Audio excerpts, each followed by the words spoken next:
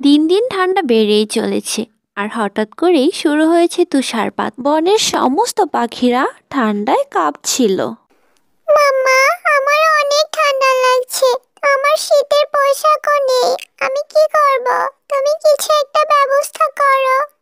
আচ্ছা ঠিক আছে, আমি দেখি তোর জন্য কোনো শীতের পোশাকের ব্যবস্থা করতে পারি কিনা।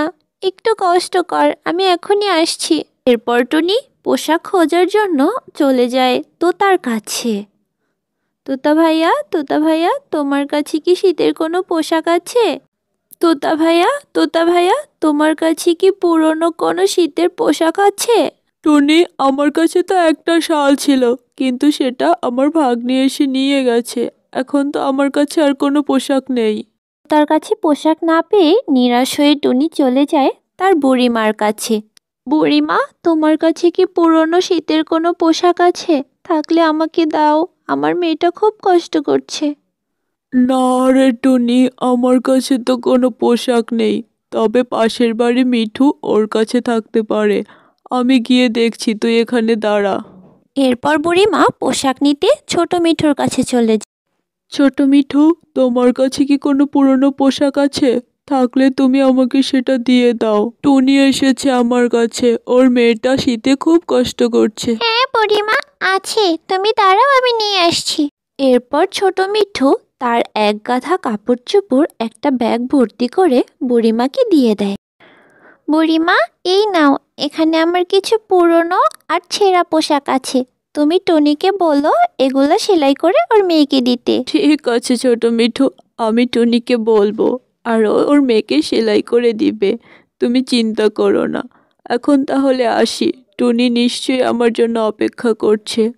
আচ্ছা ঠিক আছে, যাও, সাবধানে যেও। হ্যাঁ, আর কোনো কিছু লাগলে আমার কাছে চলে এসো। আমি যতটুকু পারি তোমাকে সাহায্য করার চেষ্টা করব। এরপর বুড়িমা পোশাকের ব্যাগ সাথে নিয়ে তার বাসায় যায়। বুড়িমা, তুমি আমার জন্য অনেক কষ্ট করেছো, তোমাকে অনেক ধন্যবাদ আমাকে এতটা সাহায্য করার জন্য। আরে ধন্যবাদ দিতে হবে না, তুই তাড়াতাড়ি বাসায় যা, আর এই কাপড়গুলো সেলাই করে তোর মেয়েকে পরতে দে। বুড়ির কথা অনুযায়ী টুনি বুড়ির কাছ থেকে বিদায় নিয়ে কাপড়ের ব্যাগ নিয়ে তার বাসায় চলে যায়। মা, তুমি কি আমার জন্য শীতের পোশাক নিয়ে এসেছো? এই ব্যাগের মধ্যে কি আছে মা, বলো না আমাকে। এগুলো কি শীতের পোশাক? হ্যাঁ মা, আমি তো তোকে নতুন পোশাক দিতে পারলাম না, তোর জন্য কিছু পুরনো পোশাক সংগ্রহ করে এনেছি। আপাতত এগুলো পরে নে। মেনু, আমার ছেলেটা কি ঘুমিয়ে পড়েছে? আজকে ও এত তাড়াতাড়ি কিভাবে ঘুমিয়ে পড়লো গো? হ্যাঁ গো, ঘুম তো আমি পাড়িয়ে দিয়েছি, কিন্তু জানো, ও অনেক কান্না করেছিল শীতের পোশাকের জন্য। শীতে কাঁপছিল। পরে আমি কোনো রকম আমার বুকের মধ্যে নিয়ে ঘুম পাড়িয়ে দিয়েছি। তুমি একটা কাজ করো, টনির কাছে যাও, গিয়ে দেখো ওর কাছে কোনো শীতের পোশাক আছে, তাহলে তুমি আমার ছেলের জন্য কিছু পোশাক নিয়ে আসো। এরপর কালু শীতের পোশাকের জন্য চলে যায় টুনির কাছে। টুনি, ও টুনি, তোমার কাছে কি কোনো শীতের পোশাক আছে? থাকলে আমাকে কিছু দাও না, আমার ছেলেটা শীতে খুব কষ্ট করছে। কালু ভাইয়া, আমি 2 দিন আগে আমার মেয়ের জন্য কিছু পুরনো পোশাক এনেছি। তুমি এখানে দাঁড়াও, আমি ওখান থেকে কিছু পোশাক তোমাকে এনে দিচ্ছি। এরপর টুনি সেখান থেকে কিছু পোশাক কালুকে দিয়ে দেয়।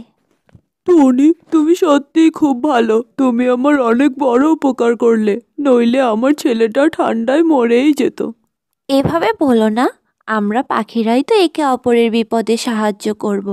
আমরা যদি একজন আরেকজনের বিপদে এগিয়ে আসি তাহলেই তো শান্তিতে থাকব। এরপর কালু পোশাকগুলো নিয়ে তার বাসায় চলে যায় আর